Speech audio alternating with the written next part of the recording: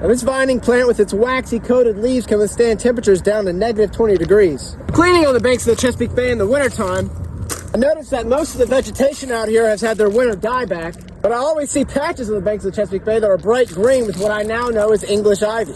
English ivy, as the name implies, is from England and northern parts of Europe and even parts of Asia, which means it's invasive to Maryland and the Chesapeake Bay region. And yet because this stuff is an evergreen plant, much like an evergreen tree, it holds a huge advantage over the native vegetation in that it can withstand really cold temperatures, when most native vegetation would likely start to die off. But while these other plants are lying dormant in the winter, these guys can actually continue to grow and spread. And it's the spreading of which that concerns most ecologists, because English ivy loves to vine up trees, and over time it'll start to weigh them down and slowly eat away their bark. Now, this added weight can not only increase the risk of the tree falling, but it also prevents the tree from fighting off fungus. Many funguses are, of course, just waiting for their own chance to eat trees, and of course all that leads to killing them.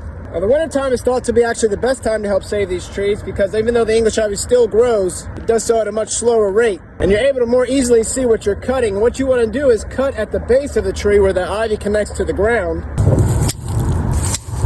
After which you just let the ivy die off. You don't want to rip it off the trunk of the tree, because these guys set these little tentacles that anchor them to the trunk, and if you rip it off, you can damage the tree again that way.